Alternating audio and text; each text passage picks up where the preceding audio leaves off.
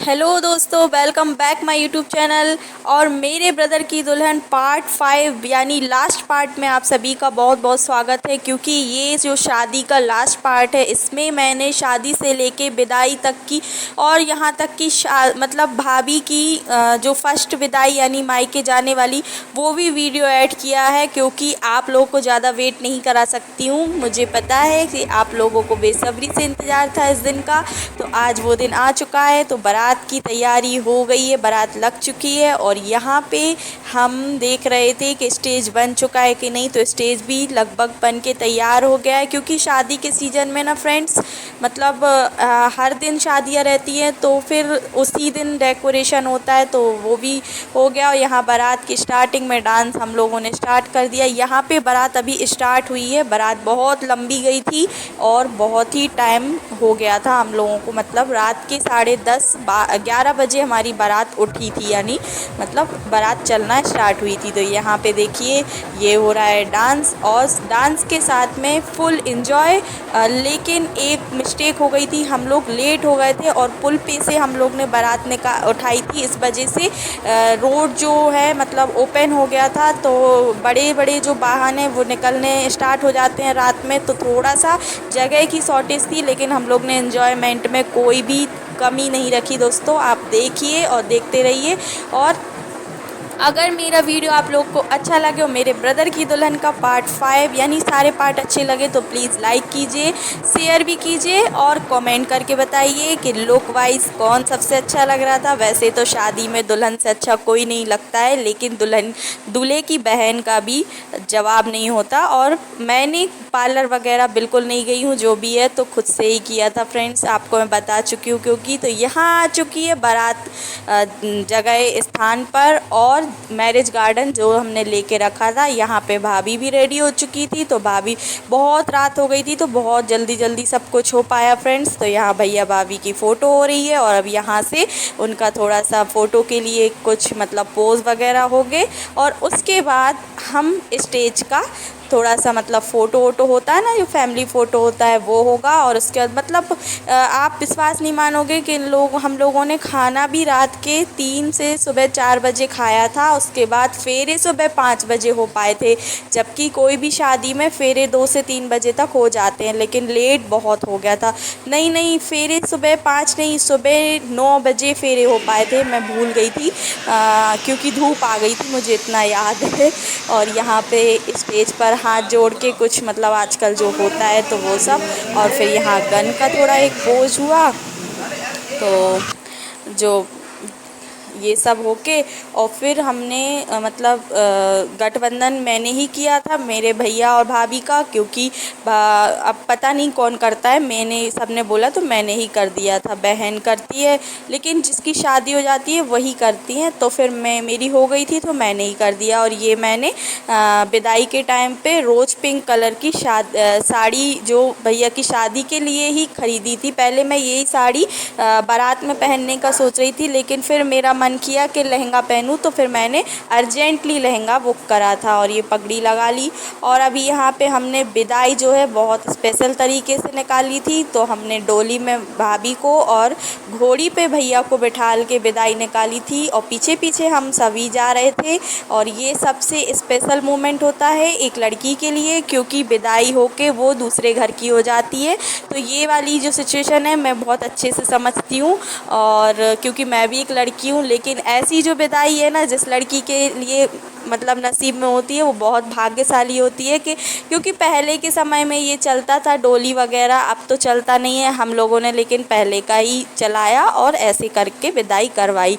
और यहाँ पे भाभी को डोली से उतारने की बात हो रही थी, तो फिर सब लोग बोले थोड़ा सा डांस कर लो पहले, फिर भाभी को डोली से उतारेंगे। तो यहाँ पे उनका पहले नज़र उतरती है, तो मामा जी ने उनकी नज़र उतारी। उसके बाद भैया बोले हम उतार ले रहे हैं, लेकिन फिर भैया को मना किया कि आपको नहीं उतारना है। और हमारे यहाँ दोस्तों क्या होता है कि दुल्हन को पहली बार अपने घर पे प्रवेश नहीं कराते हैं, तो मंदिर वगैरह में करा लेते हैं या किसी रिश्तेदार के यहाँ। लेकिन हमारे यहाँ सामने जो एक सामुदायिक भवन बना हुआ है, हमने भाभी को वहाँ पे उतारा था। तो ये बैठी हमारी प्यारी सी भाभी, दुल्हन मतलब दुल्हन जो लड़की बनती है तो वो सबसे खूबसूरत लगती है अपनी शादी के और विदाई के टाइम। मुझे तो ये लुक बहुत प्यारा लगता है। तो हम लोगों ने मतलब भाभी को बाहर उतार के नीचे और फिर उनको वहाँ भवन में थोड़ी देर के लिए बैठाल दिया था। थोड़ा सा शाम हो गया था, फिर हमने अपने घर में उनको प्रवेश लाया था, क्योंकि ऐसी होती है सबके घर की अलग अलग रस्में। और बहुत सारा सामान बाहर पड़ा हुआ था क्योंकि शादी हो चुकी है, तो अब बस उसका वो पूरा सामान समेट रहे थे। तभी हम लोग ने ये डांस किया खूब सारा। भाभी अंदर बैठी, फिर हम लोग ने घर में शाम होने पर उनको घर पे बुलाया तो मम्मी उनका मुंह दिखाई कर रही थी। और जितने भी रिश्तेदार थे, बहुत रिश्तेदार चले गए थे, थोड़े बहुत ही बचे थे घर के ही लोग, तो उनने मुंह दिखाई की। और जो भी रस्म बनती है, मतलब जो भी नेक बनता है तो वो दिया, जिससे जो बनता है वो दिया। किसी का भी कोई मुझे नहीं पता किसने क्या दिया, क्योंकि उस टाइम पे मैं थी ही नहीं, बहुत थक गई थी तो मैं सो रही थी। फिर हम लोगों को भाभी का गृह प्रवेश कराया यहीं से। और फिर इसके बाद हम लोग मंदिर निकल गए क्योंकि हाथे लगने थे। तो हाथे में दूल्हा देवता की पूजन होती है, तो भैया ने वो दूल्हा देवता। और आप सोच रहे होंगे मंदिर में जूती पहने भैया, तो वो इसलिए दोस्तों क्योंकि मैंने आपको पहले वीडियो में फर्स्ट पार्ट में भी बताया था कि दूल्हा दुल्हन शादी से शुरुआत से एंड तक देवता यानी भगवान का रूप होते, तो उनका कोई भी पाबंदी नहीं होती। तो उनके जूते अंदर रखे हुए थे। अभी ये घर पे आ गए हम लोग और अभी हो रहा है कंकन खुलने का। जो मतलब वो अंगूठी वगैरह ढूंढते हैं वो तो कहीं कहीं दूध और गुलाब जल डालते हैं, हमारे यहाँ हल्दी के पानी में अंगूठी ढुड़वाई जाती है। तो यहाँ हम लोग कर रहे थे इन दोनों को परेशान, क्योंकि ना आपको एक सच बता दूँ, मैं उन लोगों को भी नहीं पता कि अंगूठी मैंने अपने हाथ में पहन रखी थी, अंगूठी उसमें थी ही नहीं। और इन लोग हो रहे थे परेशान कि अंगूठी कहाँ है ढूंढ रहे थे, पर उनको नहीं मिली, क्योंकि अंगूठी बुआ और हम लोगों ने छुपा के रख दी थी। और ये रस्म भी बहुत प्यारी होती है फ्रेंड्स, लेकिन मतलब किसी किसी के यहाँ नहीं होती है, किसी के यहाँ होती है। तो ऐसा होता है हमारे यहाँ तो शादी के बाद, लड़के की शादी के बाद जो बहू आती है उसकी रस्में बहुत अच्छी होती हैं और 3-4 दिन तक लगातार रस्में चलती है, जिसकी आधी वीडियो मैं कैप्चर कर पाई हूँ, आधी नहीं। अब भाभी का गृह प्रवेश हो रहा है, तो इसमें जो ऊपर गृह प्रवेश होता है, मतलब ऊपर लाया जाता है उनको, जहाँ पे हमारे भगवान जी बैठे हुए हैं। तो यहाँ पे उनके लिए पहले तो कलश में पैर मारा जाता है, चावल का कलश, जो कि बहुत शुभ होता है। और अभी वो लक्ष्मी के रूप में हमारे घर में प्रवेश कर रही है, तो उनके माहौर से मतलब रंग के पैर और एक कपड़े में हमने ले लिए थे, क्योंकि उनके जो शुभ पैर हैं वो हमारे घर में अच्छी अच्छी वाइब लाएँ और अच्छा हो सब कुछ, और अच्छा ही हो रहा है। क्यों ऐसा बोलूँ मैं, मेरी तो एक ही भाभी है तो अच्छी होगी। और अभी मैं यहाँ पे मतलब बुआ और मेरा काम बचा हुआ था, तो बस दादी बोली कि अब तुम लोग हाथे लगवा दो, तो हम लोग हाथे। वैसे तो फ्रेंड्स हाथे लगाने के लिए हमारे यहाँ सबके घरों में, जितने भी घर है, जाना पड़ता है, लेकिन टाइम भी नहीं था और शाम भी बहुत ज़्यादा मतलब लेट हो गया था। तो फिर हमने अपने ही घर में हाथे लगवाए और फिर कहीं नहीं गए हम। तो यहाँ पे हल्दी के मतलब हाथ पे हल्दी लगा के गीला करके उसको ही छापा जाता है। तो भैया का एक हाथ सब जगह और भाभी के दोनों हाथों का हाथे छपते हैं। तो यहाँ पे वो रस्म हो गई थी और मैंने आपको एक ही पार्ट में दोस्तों पूरी रस्में दिखा दी, ज़्यादा मैंने वेट भी नहीं कराया और फास्टली दिखाया है, क्योंकि इसमें वीडियो ज़्यादा लंबा नहीं होगा। तो अभी नीचे जा रहे हैं हाथे लगवाने के लिए। और अब हो गई है कथा, और कथा के बाद हो गई हैं भाभी हमारे घर की। तो कथा में हंसी मजाक बहुत हो रहा था फ्रेंड्स, और काम मतलब पूजा पाठ कम हो रही थी, क्योंकि मेरे घर में सब लोग आ जाते हैं जब घर वाले, तो हंसी मजाक बहुत होता है। और मैं अपनी हंसी को रोक के बैठी हूँ, क्योंकि पंडित जी बैठे थे तो अच्छा नहीं लगता।